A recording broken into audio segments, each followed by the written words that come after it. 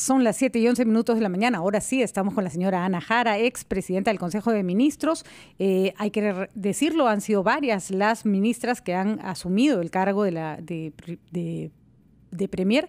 Nos gustaría que hubieran sido más, pero Ana Jara lo hizo en su momento y le vamos a preguntar un poco sobre qué opina de que esta vez también sea una mujer la que está a cargo del gabinete, la señora Violeta Bermúdez, y sobre la conformación del nuevo gabinete del señor Sagasti. ¿Cómo está la señora Ana Jara? Qué gusto conversar contigo, Ana. Buenos días, Ana.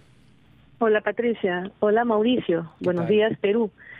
Yo muy contenta, satisfecha, porque finalmente podemos avisorar ya una paz social que nunca debió ser resquebrajada en los últimos días y semanas en el Perú.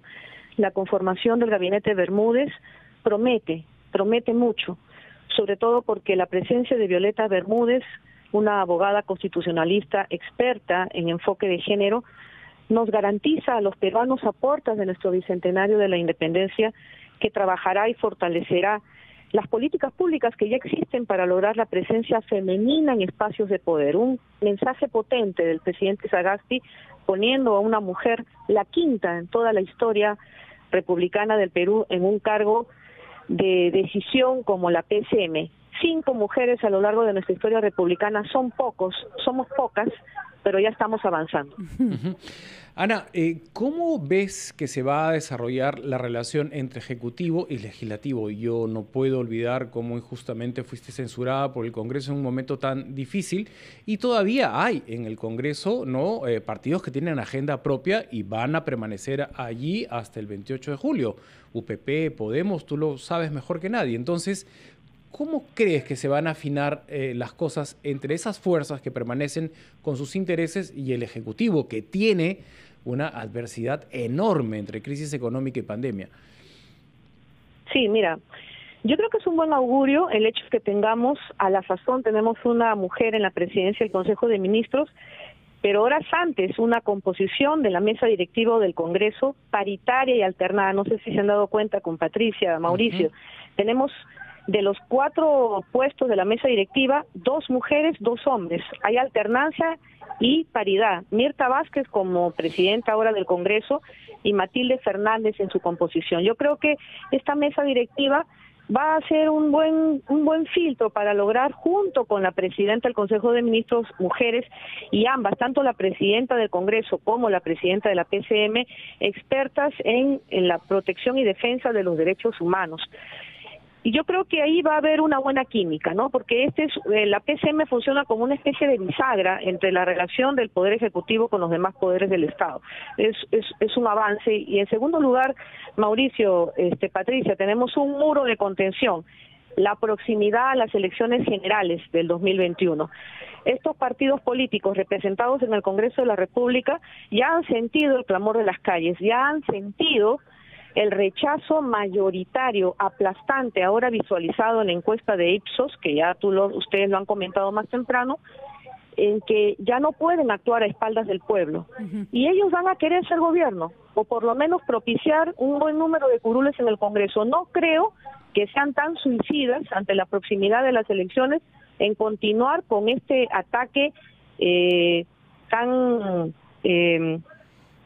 evidente, ¿no? Que se dejaba ver una agenda propia de cada partido y de cada congresista con relación a generar más sobresaltos con la relación del Ejecutivo. Yo creo que la mesa directiva, la proximidad a las elecciones generales y las calles, con una generación del bicentenario compuesta mayoritariamente por jóvenes, nos hacen prever que habrá una transición del gobierno de Sagasti, una relación con el Congreso hasta el 2021 sin mayores sobresaltos. Muy bien, vamos a ir a una pausa, Ana, si nos permites, y luego vamos a conversar sobre lo que debe hacer en primera instancia este gabinete. Desde tu experiencia, ¿cuál deberían ser los primeros pasos? Vamos a una pausa y regresamos.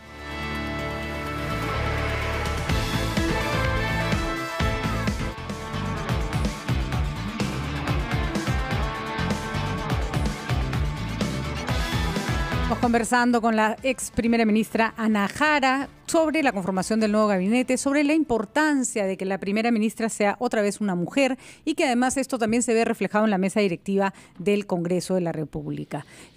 Vamos avanzando, Ana, con dificultad, a veces peleándola duro, pero recordemos que uno de los espacios que le ha sido más esquivo a las mujeres es precisamente el espacio del poder y de la representación pública.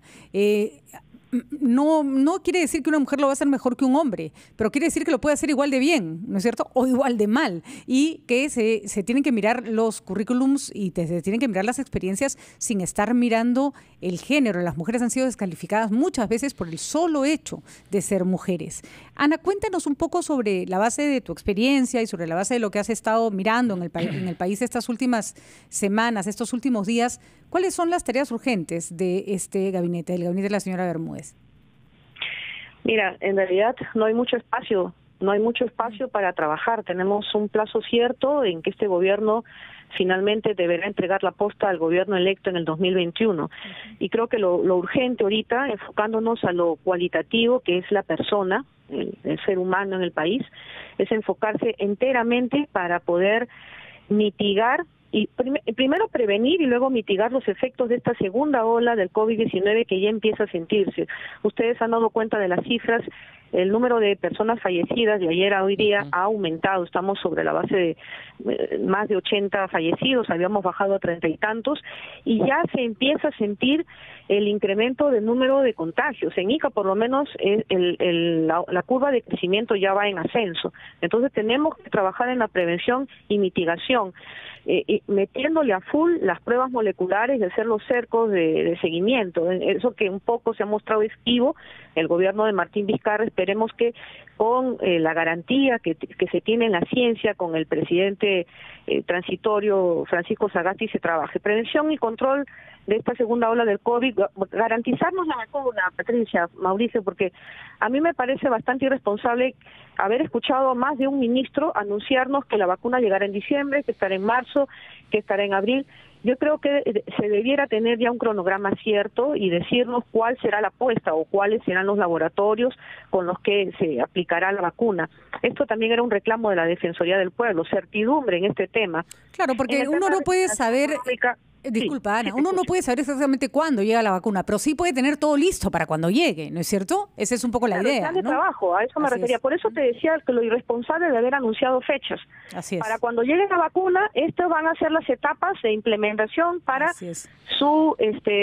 para vacunar a los peruanos. Los que ya sabemos, la primera línea de contención, de atención, que han sido todos los trabajadores y médicos y especialistas del área de salud, las poblaciones vulnerables, cómo van a hacer para llegar a las zonas de fronteras, cómo se va a trabajar en coordinación con los gobiernos subnacionales, porque no habrá estrategia que funcione sin la alianza con estos. Entonces, todos son anuncios y efectivamente ya se ha afectado una parte del presupuesto para esto, pero no tenemos certidumbre. Yo creo que esto nos va a ayudar bastante. Sin duda, Ana. Hay económica, bueno, ya los expertos han anunciado, ¿no? Queremos un buen manejo, un manejo responsable de la caja fiscal. Esto es básico.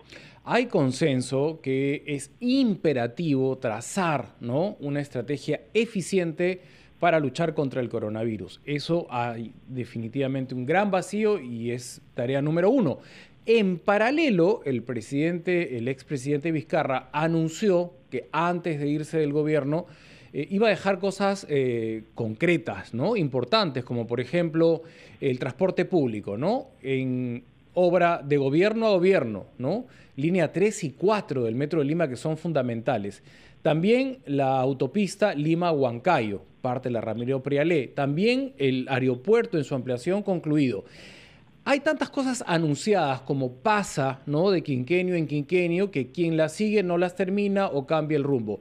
¿Crees que sería saludable una ayuda a memoria entre lo que ya se empezó, que vale la pena terminar de aquí al 28 de julio? Por supuesto, suscribo lo que tú dices, y esa es la labor ahora de la primera ministra Violeta Bermúdez cuando vaya en búsqueda del voto de confianza, que yo estoy segura que lo va a obtener. Ella tendrá que precisarnos, aterrizar en estos temas, decir que se ha ratificado los anuncios dados por el gobierno saliente en que van a asignar el presupuesto ya bajo esta modalidad de contratación de gobierno a gobierno para continuar con estas mega obras, que finalmente son las que mejoran la calidad de vida del ciudadano.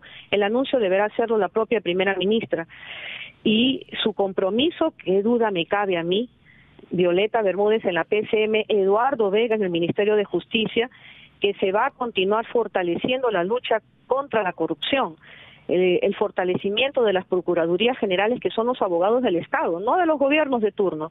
Y yo creo que Eduardo Vega es una garantía ahí, junto con Violeta Bermúdez, como el de proteger, el de salvaguardar los avances de las reformas políticas, especialmente la reforma educativa, la básica y la universitaria, que ha estado tan en riesgo en los últimos 4 años. Ricardo Cuenca, Richie Cuenca, que forma parte de la generación del Bicentenario, yo sé que lo hará, y hay también garantía en este sentido.